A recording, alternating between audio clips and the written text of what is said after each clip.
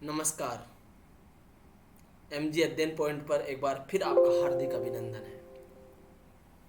आज हम आईआर के एक नए अप्रोच के साथ आपके बीच में आए हैं, जिसको लिबरलिज्म बोलते हैं। हिंदी में कहे तो उदारवादी अप्रोच। हमने पिछली क्लास में आईआर का दो थ्योरीज पढ़ी थी, एक आइडियलिज्म और एक रियलिज्म। आज हम आईआर की लिबरलिज्म की थ्योरी पढ़ेंगे और इस लिबरलिज्म की थ्योरी के अंदर हम ये देखने का प्रयास करेंगे कि किस प्रकार से रियलिज्म से अलग है और या इसके मुख्य आधार क्या है, लिबरलिज्म क्या मानता है आईआर को। तो यहां पर हम शुरुआत फेमस कोटेशन से करते हैं। पहला कोटेशन देख पा रहे होंगे, सरतोरी का है। सरतोरी बोल रहा है कि liberalism is a political theory and practice of individual liberty, judicial defence and constitutional state. यानी सरतोरी साहब तो सारी अच्छी बातें कर रहे हैं कि उदारवाद एक राजनीतिक सिद्धांत का एक हिस्सा है जहां पर व्यक्ति की स्वतंत्रता, न्यायिक सुरक्षा और संवैधानिक राज्य को महत्व दिया जाता है। तो यहां पर सरतोरी साहब डेमोक्रेटिक संचार के साथ इंडिविजुअलिटी के महत्व को रेखांकित कर रहे हैं। Liberalism is the political theory that closely linked these days with such democratic machinery as check and balance in government।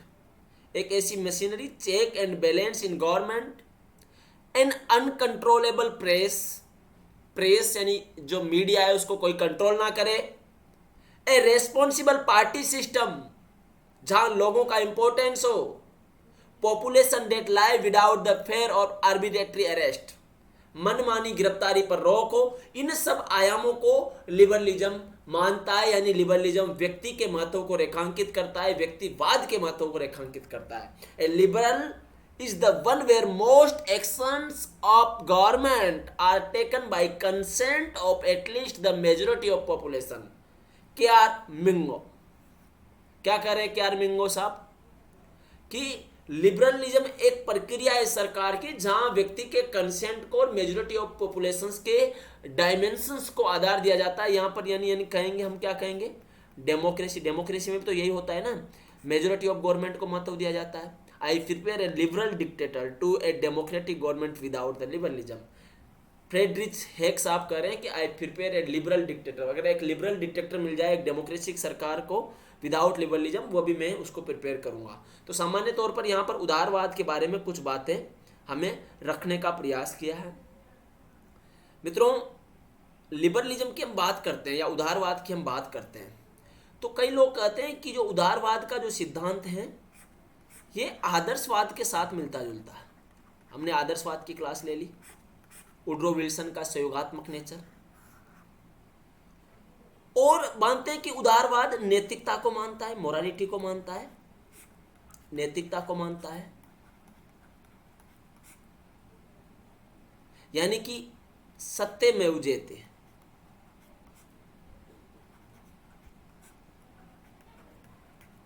जयते का समर्थन करता है, यानी जो सत्य है, जो सच है। और उदारवाद का जनक तो आप लोगों को पता ही होगा कि जॉन लॉक को माना जाता है, जो व्यक्ति की स्वतंत्रता को प्राथमिक मानता है, व्यक्ति को प्राथमिक मानता है।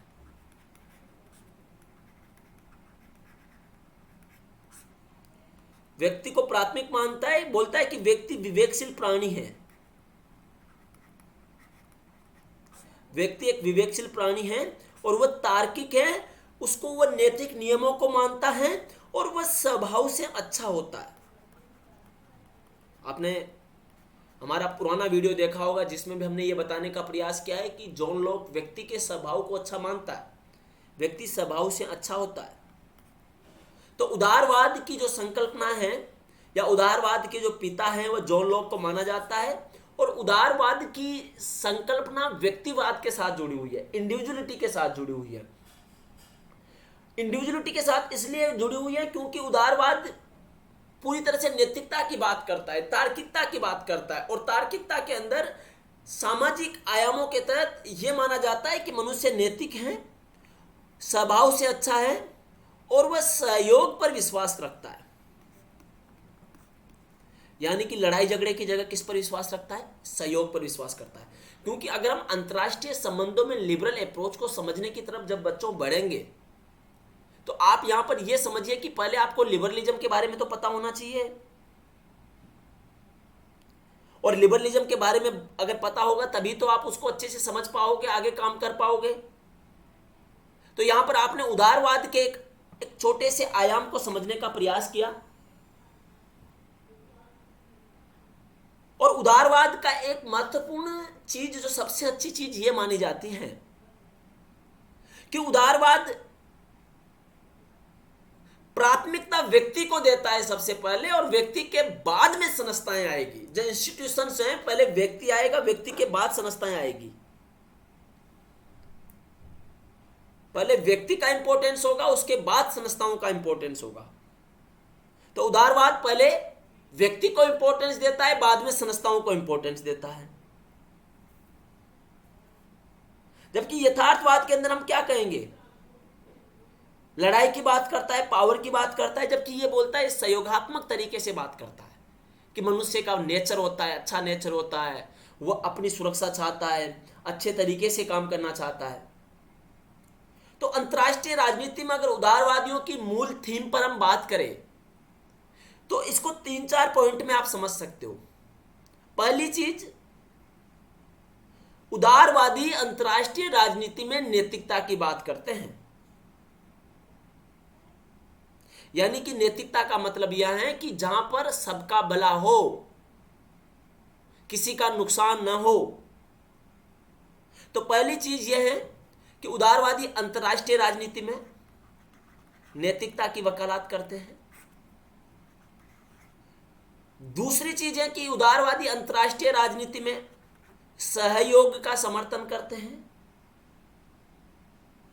तीसरी चीज यह है कि उदारवादी अंतर्राष्ट्रीय राजनीति में शांतिपूर्ण सह-अस्तित्व की बात करते हैं। ये लिख लीजिएगा, बहुत इंपॉर्टेंट है। सह-अस्तित्व, पीसफुली कोऑपरेशन। लेकिन शांति, सहयोग, नैतिकता एक तो अंतर्राष्ट्रीय संगठन को महत्वपूर्ण मानते हैं कि ये जो सारी चीजें हैं ये अंतर्राष्ट्रीय संगठन से बेहतर तरीके से समायोजित हो सकती है, इनका ये मानना है। चौथा, उदारवादी अंतर्राष्ट्रीय राजनीति में अंतर्राष्ट्रीय संगठनों की महत्ता को स्पष्ट करते हैं। पांचवा, वह लोकतंत्र को मानते हैं, कॉन्स्टिट्यूशनल गवर्नमेंट को मानते हैं। और 6, अंतर्राष्ट्रीय विधि को महत्व देते हैं। अंतर्राष्ट्रीय विधि को महत्व देते हैं, अंतर्राष्ट्रीय कानून को महत्व देते हैं। तो यहां पर आपने देखा कि अगर आपसे पूछ लिए कि उदारवादियों की मूल थीम क्या है, what are the major objective of the liberal approach of international relations, तो you can define that. First, the liberal approach believe in the morality in international politics. Liberal approach support to cooperation in international relations. Liberal approach believe on peaceful cooperations and adopt the institutionalism. Liberal approach accept international organization. Liberal approach support to democracy. Liberal approach believe in international laws and rules. तो यहां पर आपने समझे कि उदारवादी उन सब चीजों को मानते हैं जिनको यथार्थवादी नहीं मानते हैं। और यथार्थवादी क्या करते हैं?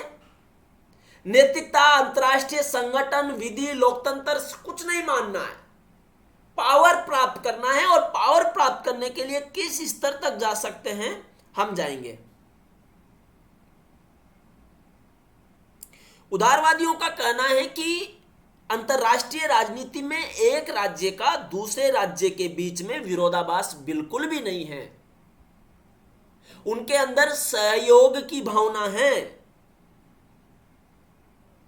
और वह सहयोग की भावना उनको आपस में जोड़ती है। यथार्थवादी पूरी दुनिया को जंगल मानते हैं और आप देखेंगे कि जंगल में क्या होता है, जो ताकतवर है उसी का प्रभाव होता है, उसी का शासन होता है। लेकिन उदारवादी बोलते हैं कि जंगल को भी शांति, सहयोग, नैतिकता, अंतर्राष्ट्रीय संगठनों के माध्यम से चिड़ियाघर में बदला जा सकता है। तो यहां पर आप लोगों के एक समझ में एक बात आ रही होगी मित्रों, और वह यह बात आ रही होगी कि अंतर्राष्ट्रीय राजनीति में उदारवाद कहीं ना कहीं आइडियलिज्म, आदर्शवाद से मिलता जुलता है, या कई विचारक तो दोनों को एक ही बता देते हैं। लेकिन हम देखते हैं कि लिबरलाइजेशन का जो कंसेप्ट है वो 1970s के बाद में शुरू होता है, जब रियलिज्म के प्रभाव के बावजूद भी इंस्टीट्यूशंस में इंडिविजुअल लिबर्टी के आयामों को महत्व मिलने प्रारंभ हो जाता है। अब ऐसा तो नहीं है कि भाई आप हमेशा ही लड़ते ही झगड़ते रहोगे, ऐसा भी नहीं है कि आप हमेशा ही बस बुरे मन से दूसरे को देखोगे। आपके अंदर सहयोग की भावना भी तो आएगी, आप कोऑपरेशन भी तो आपके बीच में आएगा। हॉब्स लॉ और रूसो को अगर हम देखें सोशल कॉन्ट्रैक्ट थ्योरी में, तो क्या पाते हो आप? हॉब्स मनुष्य को बुरा बताता है, लॉक मनुष्य को अच्छा बताता है, और नॉवल एलिमन बोलता है रूसो व्यक्ति को बद्र पुरुष। तो इन सब में कहीं ना कहीं आपको यह चीज पता चलेगी। तो यहां पर आपने उदारवाद के बारे में एक छोटा सा देखा, और उदारवाद की अंतरराष्ट्रीय राजनीति में थीम क्या है, what are the key elements of the liberalism in international politics, you can find here. अब हम नेक्स्ट स्लाइड पर चलते हैं। यहां पर थोड़ा सा आप लोगों के लिए लिखा गया है कि liberalism emphasized that the broad ties among states have both made it difficult to define national interest and decreased the usefulness of military power. Liberalism developed in the 1970s as some scholars began arguing that realism was outdated. Increasing globalization, the rapid rise in communication technology, and the increase in international trade meant that states could no longer rely on simple power politics to decide matters. Liberal approaches to international relations are also called theories of complex interdependence, जटिल अंतर्निर्भरता। इसको हिंदी में बोलेंगे जटिल अंतर्निर्भरता। यहां पर देख पा रहे होंगे कि डिफाइन नेशनल इंटरेस्ट और डिक्रीज अनयूजफुल मिलिट्री पावर। अगर आप रियलिज्म की बात करें या रियलिज्म को समझने का प्रयास करें, तो रियलिज्म तो क्या बोल रहा है, इंक्रीज मिलिट्री पावर की बात कर रहा है, ये डिक्रीज की बात कर रहा है। और कई सारे विचारकों ने बोला कि 1970 के दशक में रियलिज्म आउटडेटेड हो गया था, तो वहां पर एक कम्युनिकेशन टेक्नोलॉजी के माध्यम से जब इंटरडिपेंडेंस ऑफ द इकोनॉमीज हुआ, इंटरनेशनल ट्रेड को बढ़ावा मिला, सारे अंतर्राष्ट्रीय राजनीति के मैटर शांति से सुलझाए जाने लगे, तो वहां पर फिर क्या होने लगा, वहां पर यह चीज देखने को मिल गई कि एक सहयोगात्मक नेचर और एक कॉम्प्लेक्स इंटरडिपेंडेंसी देखी गई। अच्छा, अमेरिका ने जहां पर कोऑपरेशन करना था, सहयोग करना था, सहयोग कर रहा था, लेकिन सहयोग के साथ जहां उसके हित कॉन्फ्लिक्ट हो रहे थे उनको वह धमका भी रहा था। यानी एक दोहरा नेचर यहां पर देखने को मिला।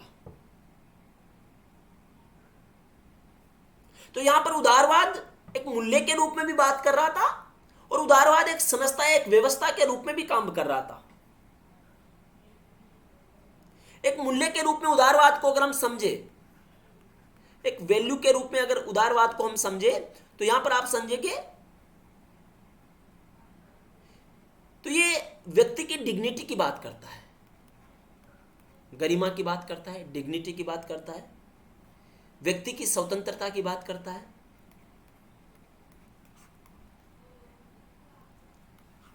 व्यक्ति के अच्छे स्वभाव की बात करता है,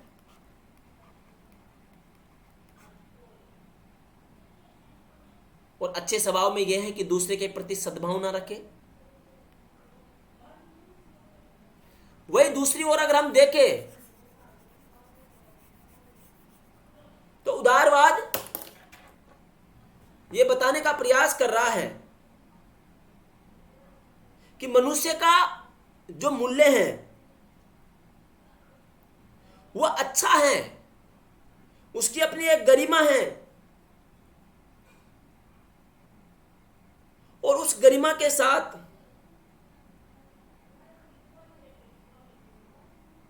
वह काम करता है।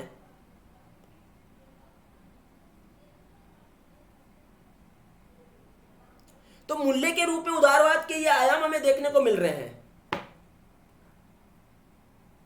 लेकिन दूसरी तरफ एक इंस्टीट्यूशंस के रूप में उदारवाद को अगर हम देखें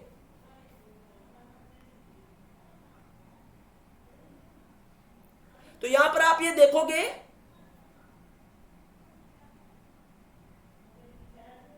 कि विधि के शासन की बात हो रही है। एक संस्था के रूप में उदारवाद को देखोगे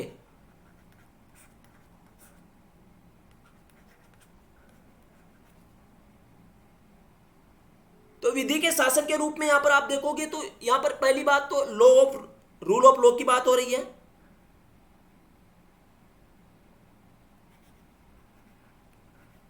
आवाज मत करो ज्यादा।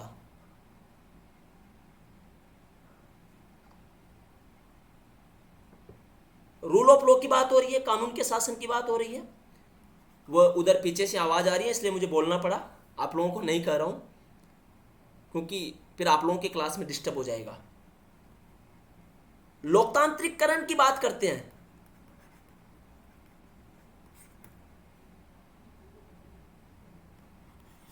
मुक्त व्यापार का समर्थन करता है। और चौथा संवैधानिक सरकार का समर्थन करता है। तो एक मूल्य के रूप में उदारवाद मनुष्य की बात करता है। मनुष्य अच्छा है, मनुष्य का स्वभाव अच्छा है, मनुष्य की स्वतंत्रता होना चाहिए, उसके अंदर सहयोग की भावना है। लेकिन दूसरी तरफ अगर हम एज इंस्टीट्यूशन देखें तो रूल ऑफ लॉ की बात कर रहा है, कानून सबसे ऊपर है। लोकतांत्रिकरण की बात कर रहा है, रूल ऑफ मेजोरिटी की बात कर रहा है, मुक्त व्यापार की बात कर रहा है और संवैधानिक सरकार की बात कर रहा है। The international politics is the combinations of the value and institutions of the liberal ideas.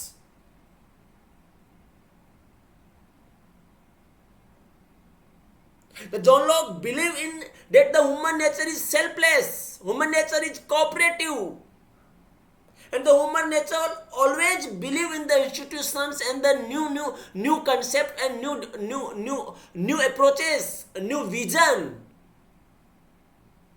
Reduce the military power, increase the trade relations, make a complex interdependency through the culture, ideas and the goods and services. यह अंतरराष्ट्रीय राजनीति के आयामों को स्पष्ट करता है।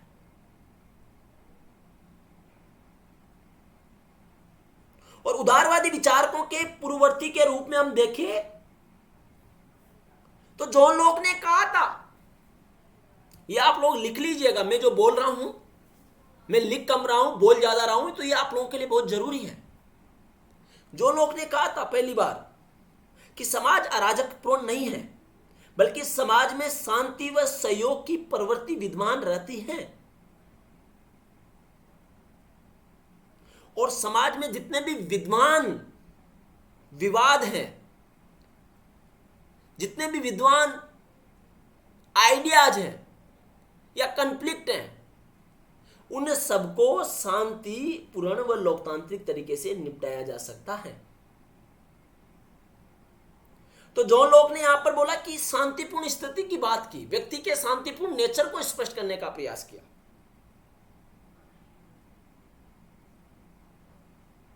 वही एक जर्मन विचारक है इमैनुअल कांट,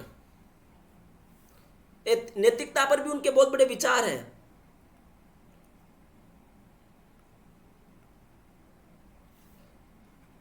इमैनुअल कांट, तो इमैनुअल कांट ने कहा है कि लोकतांत्रिक देशों में झगड़ा नहीं हुआ करते। लोकतांत्रिक देशों में झगड़ा नहीं हुआ करता। ये सब यूजीसी नेट के लिए भी बहुत जरूरी है।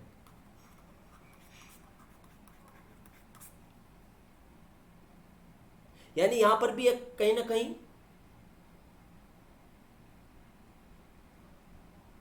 एक व्यवहारिकता, एक ह्यूमन नेचर की बात हो रही है। मानव स्वभाव अच्छा होता है और लोकतांत्रिक देशों में झगड़ा नहीं होता, तो कहीं ना कहीं अपनी नैतिकता को स्पष्ट करने का काम यहां पर इमैनुअल कांट साहब कर रहे हैं। तो लिबरल अप्रोच कहीं ना कहीं अंतर्राष्ट्रीय राजनीति के उन सभी आयामों को उस प्रकार से स्पष्ट करने का प्रयास करता है जहां पर सहयोग की भावना हो। इमैनुअल कांट ने उदारवादी विचार के दर्शन का निर्माण किया है और कहा है कि लोकतांत्रिक देशों के बीच कभी युद्ध हो ही नहीं सकता, क्योंकि लोकतंत्र में शांतिपूर्ण मूल्यों का निर्माण हो जाता है। Peaceful unions, peaceful values create हो जाती है। तो यहां पर लॉक को देखा हमने, यहां पर हमने कांट को देखा, और वही अगर हम बेंथम की बात करें तो बेंथम भी स्पष्ट रूप से कहते हैं कि व्यक्ति का जीवन का मूल्य या मूल उद्देश्य है वह ज्यादा से ज्यादा सुख की प्राप्ति है। यूटिलिटेरियनिज्म का अप्रोच आपने बेंथम का सुना होगा। इसलिए समाज में संघर्ष की बजाय सहयोग पर ध्यान देना चाहिए। संघर्ष की बजाय सहयोग पर ध्यान देने की जरूरत है। तो मित्रों, यहां तक आप लोगों ने देखने का प्रयास किया कि एक समझ तो आपको लिबरल अप्रोच के बारे में बनी गई होगी आईआर की, कि आईआर का लिबरल अप्रोच आखिरकार चाहता क्या है। हम आगे बढ़ते हैं। यहां पर मैं आप लोगों को दो थ्योरीज के बारे में बताना चाहूंगा। ये मैंने स्लाइड खाली छोड़ी है, जानबूझकर छोड़ी है। क्लासिकल लिबरलिज्म,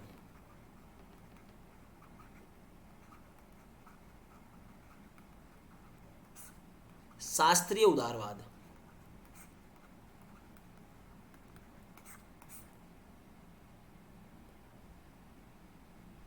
दो फेमस विचारक इनके माने जाते हैं, वुड्रो विल्सन और दूसरा नॉर्मन एंजल। नॉर्मन एंजल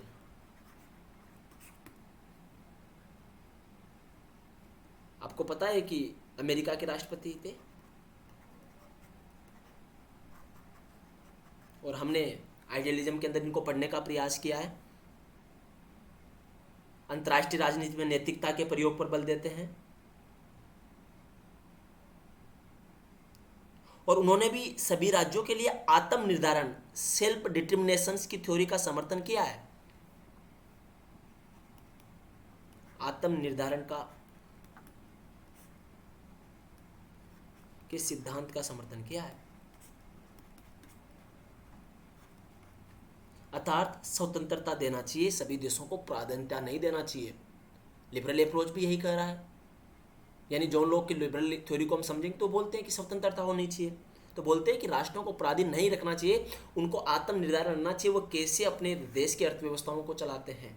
हालांकि आज कई सारे क्वेश्चन मार्क, कई सारे सवाल इन पर पैदा इसलिए हो जा रहे हैं मित्रों, क्योंकि आईआर के आयामों को अगर हम एनालाइज करेंगे, अध्ययन करेंगे, तो देखेंगे कि श्रीलंका के हालात क्या है, यूक्रेन रशिया के हालात क्या है। कई लोग तो यूक्रेन को लिबरलिज्म का बोलते हैं और डिक्टेटरशिप का रशिया को कह रहे हैं।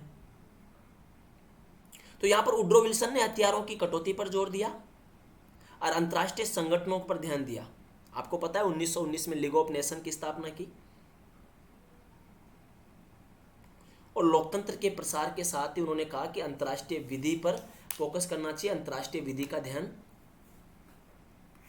करना चाहिए।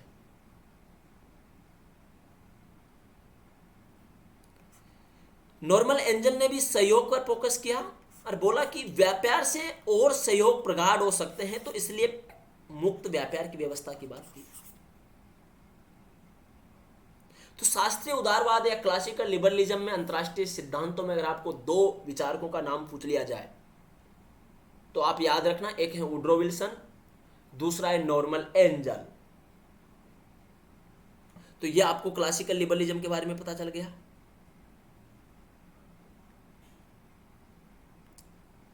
एक और यहां पर आयाम समझते हैं, उसके बाद अगली स्लाइड में चलेंगे।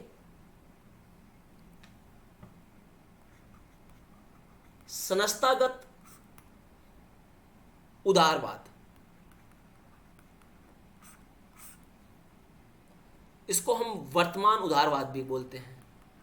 आप समझ रहे होंगे कि आज का उदारवाद, अगर संस्थागत उदारवाद के आयामों को हम समझे तो संस्थाओं का रोल क्या है।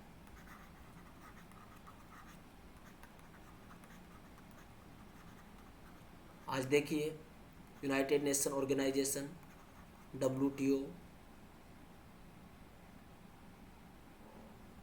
World bank, IMF, MNCs, TNCs, इन संस्थाओं का रोल क्या है और ये कैसे बढ़ रहा है। क्या हुआ, राष्ट्र व राज्य के बीच में व्यापार में भारी वृद्धि हुई।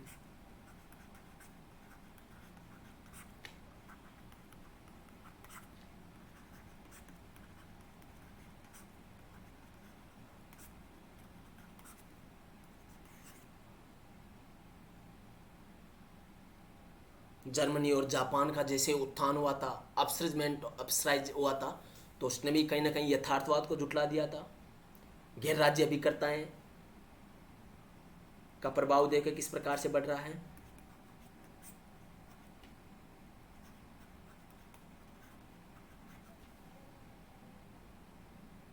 सामाजिक संबंधों की शुरुआत जब हुई, जब राष्ट्रों के बीच में विश्वास पैदा होने लग गया, तो आवागमन और संचार भी सुलभ हो गए।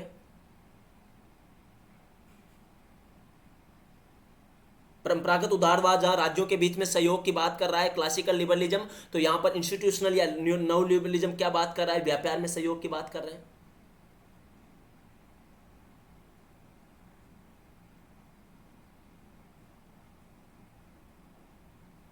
परंपरागत उदारवादी अधिक सकारात्मक आदर्शवादी है, लेकिन नव उदारवादी जो हैं या वर्तमान उदारवादी हैं, वो राज्य को बोलते हैं कि राज्य के अंदर अराजकतापूर्ण के कुछ तत्व हो सकते हैं, लेकिन वह फिर भी शांति चाहता है और वह व्यापार, लोकतंत्र, NGO,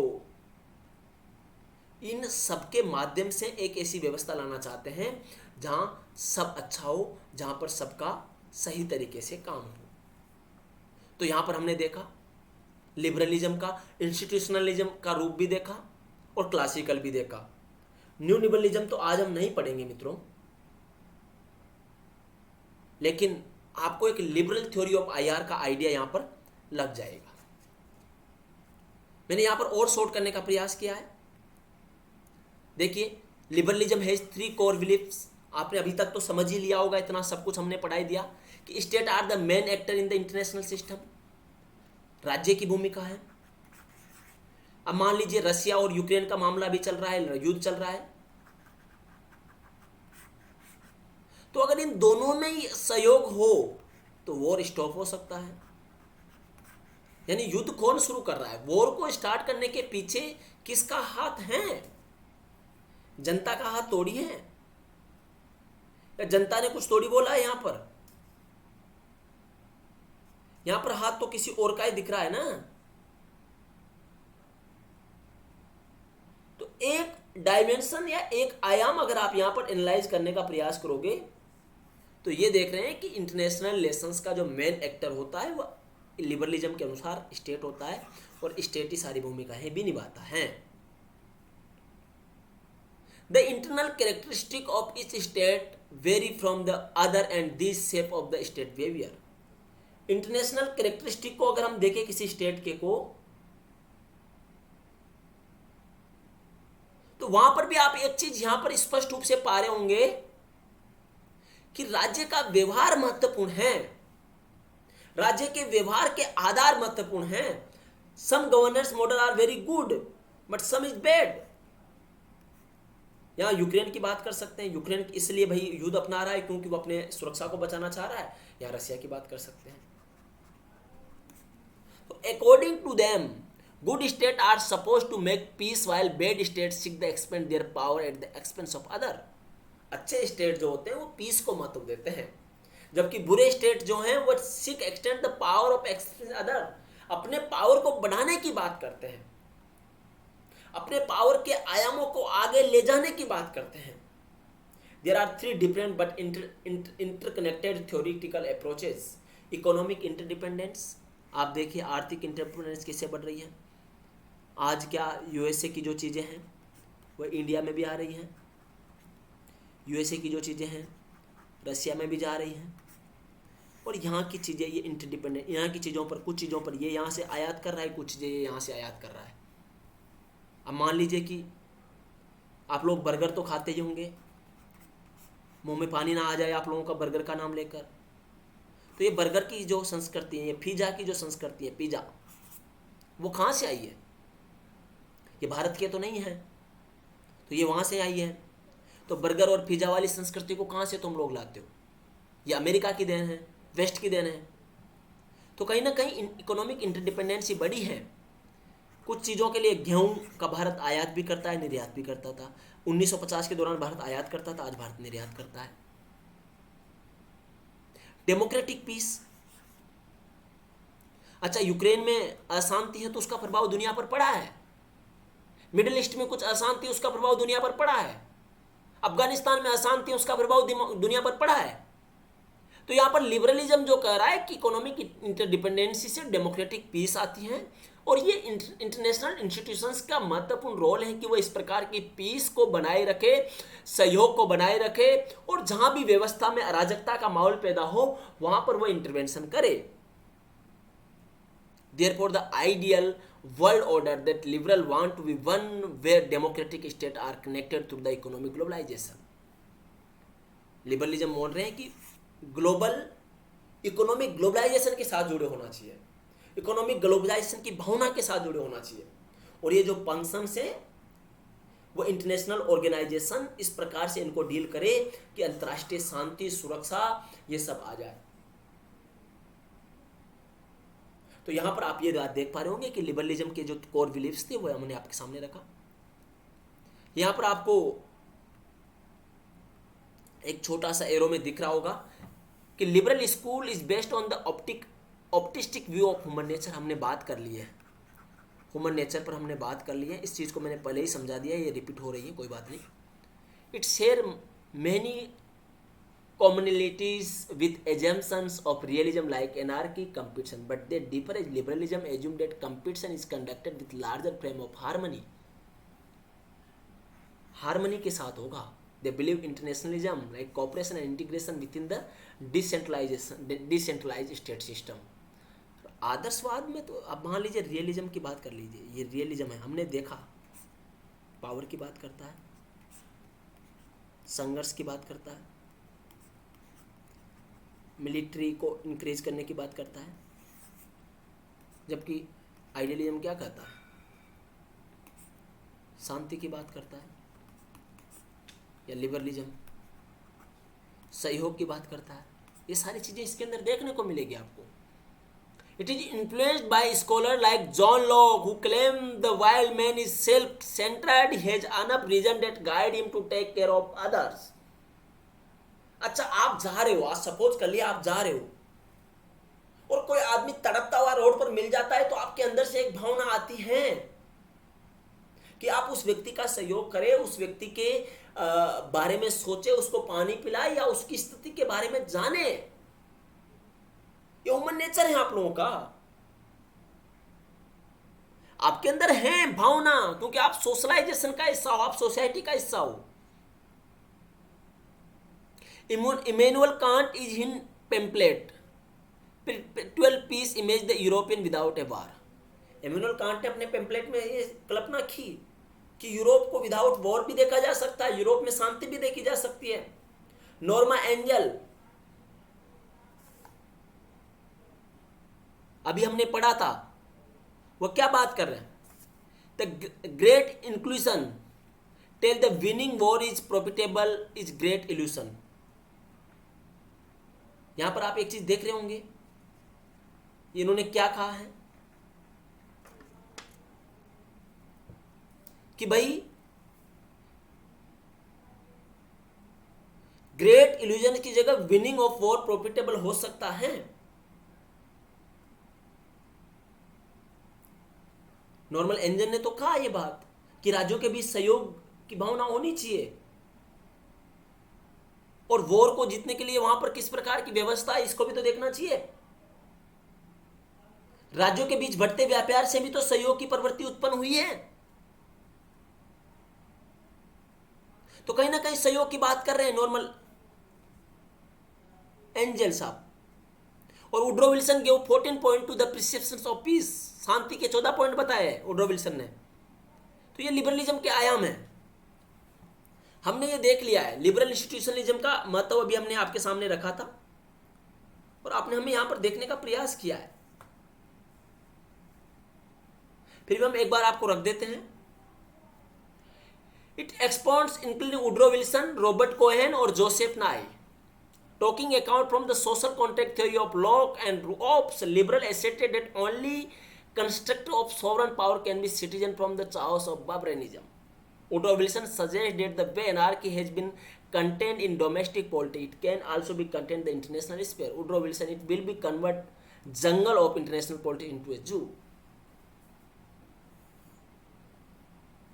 यानी अंतर्राष्ट्रीय राजनीति की अशांति को भी सहयोग, आपसी जुड़ाव की भावना के साथ जंगल में से एक जंगल से एक चिड़ियाघर में बदला जा सकता है जहां सब शांति से रहते हैं। He propose the idea of League of Nation and collective security, collective security की बात की, सबकी सहयोग की बात की। While neo realistic reject such cooperation, अभी हम न्यू रियलिस्टिक की बात पढ़े नहीं है, न्यू रियलिस्टिक और न्यू लिबरलिज्म को हम साथ में पढ़ेंगे। Such cooperation because their emphasise on relative gain, neoliberal emphasize absolute gain like case WTO, IMF and regional cooperation blocks. संबंधात्मक गेन की जगह वह एब्सोल्यूट गेन प्राप्त करना चाहते हैं नियोलिबरलिस्टिक, मतलब WTO, IMF और रीजनल इकोनॉमिक ब्लॉक जैसे पा रहे हैं।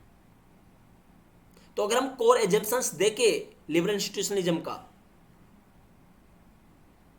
तो वो कह रहा है कि state are key actor in IR but not the only significant actor. State are rational actor always seeking the maximum their interest in all issues area. कि राज्य में अराजकता है लेकिन फिर भी शांति सहयोग संभव है, क्योंकि व्यापारिक लोकतंत्र यानी इंटरनल डेमोक्रेटिक मैनर्स को एडॉप्ट करता है। कॉम्पिटिटिव एनवायरनमेंट के अंदर स्टेट प्राप्त करना चाहता है maximum absolute gain, not to relative gain, absolute gain प्राप्त करना चाहता है। The greatest obstacles to successful cooperation is non complaints और चीटिंग बाय स्टेट। तो यहां पर एक सक्सेसफुल कोऑपरेशन जहां पर राज्य आपसी आदर्शता के साथ, नैतिकता के साथ काम करे, इस भावना को भी रखा जाता है।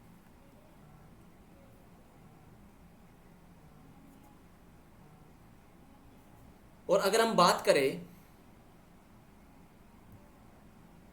तो यहां पर भी कुछ चीजें आपको दिया गया है। The world is a harsh and dangerous place but the consciousness of using military power obtain outweigh to benefit international cooperation is therefore in the interest of every state.